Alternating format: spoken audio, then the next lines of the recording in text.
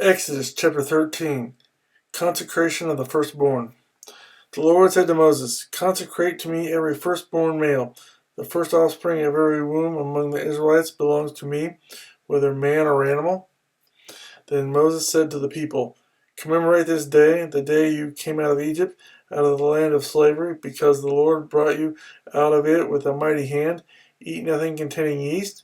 Today, in the month of Abib, you are leaving. When the Lord brings you into the land of the Canaanites, Hittites, Amorites, Hivites, and Jebusites, the land he swore to your forefathers to give you, a land flowing with milk and honey, you are to observe this ceremony in this month. For 7 days eat bread made without yeast, and on the seventh day hold a festival to the Lord. Eat unleavened bread during those 7 days. Nothing with yeast in it is to be seen among you, nor shall any yeast be seen anywhere within your borders. On that day tell your son, I do this because of what the Lord did for me when I came out of Egypt. This observance will be for you like a sign of your hand and a reminder of your forehead that the law of the Lord is to be on your lips. For the Lord brought you out of Egypt with his mighty hand. You must keep this ordinance at the appointed time year after year. After the Lord brings you into the land of the Canaanites and gives it to you, as he promised on oath to you and your forefathers, you are to give over to the Lord the first offspring of every womb. All the firstborn males of your livestock belong to the Lord. Redeem with a lamb every firstborn donkey, but if you do not redeem it, break its neck. Redeem every firstborn among your sons. In days to come, whether your son asks you, what does this mean? Say to him, with a mighty hand the Lord brought us out of Egypt, out of the land of slavery.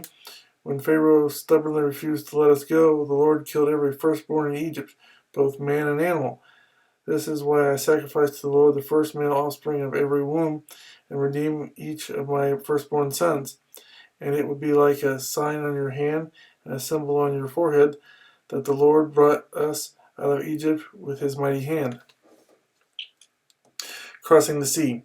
When Pharaoh let the people go, God did not lead them on the road through the Philistine country, though that was shorter.